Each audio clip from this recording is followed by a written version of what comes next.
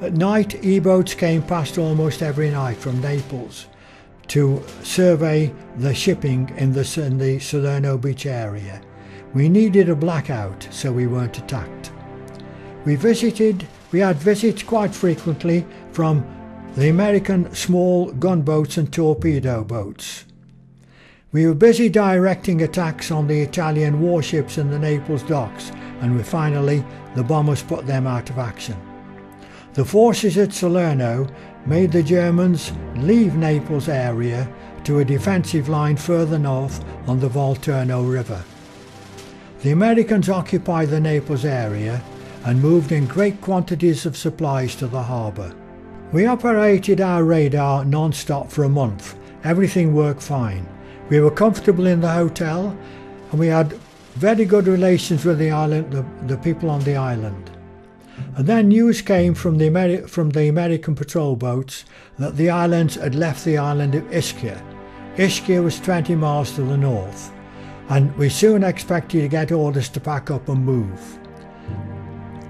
The next day or so, an LCT came to carry us across the bay to the new base near the front line, north of the Naples city. One morning in mid-December, Benny and I were asked to deliver our Christmas mail to the Army Post Office in Naples and to collect our pre-Christmas postbag. At dawn, we boarded an Italian high-speed boat at the harbour and sped across the Bay of Naples to our little dock at the castle. There we borrowed a jeep from the Navy and went on to the post office to deliver our mailbag. We had a walk round town, had lunch at the NAFI, went to the cinema and then back to the post office to collect our mail to return with the jeep to the castle. The Italian high-speed boat had gone back to Ischia after lunch because a storm had been forecast. No other boats were available and the sky was darkening for the storm.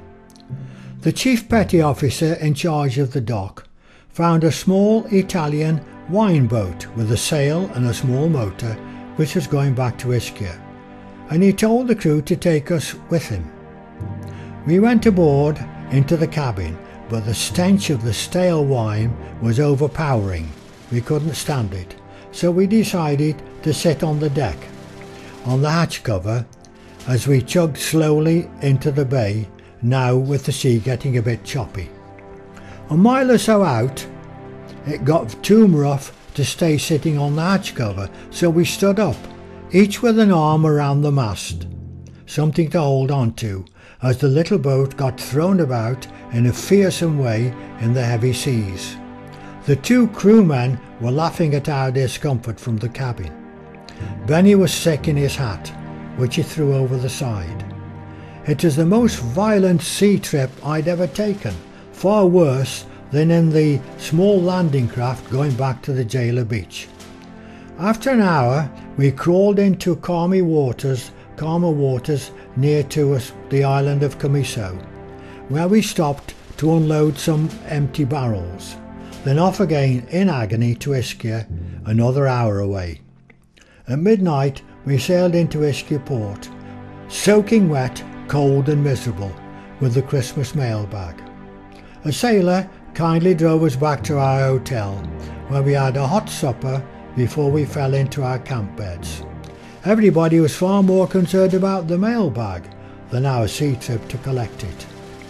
Christmas at the Albergo Lido was very good, although we never stopped operating. The weather was cold, it snowed a few times. We had one or two icy days, but mostly we were warm and comfortable. The storms and the heavy seas got close to our trucks on the beach. We didn't have to move any of them, but two large whales were thrown up and stranded on the beach, not very far from our site. But these provided extra food for the locals in the village, and no food was wasted. Sometime after the eruption of Vesuvius, Benny and I went to Naples again. We borrowed the jeep and decided to look for evidence of volcanic damage.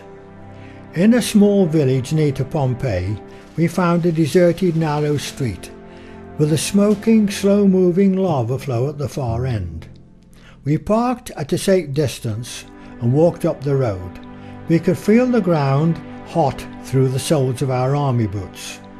To check the temperature of the lava, which was now almost solid, we stuck some bread on the end of a very long pole to make some toast. The heat was so great that the bread and the end of the pole just burst into flames.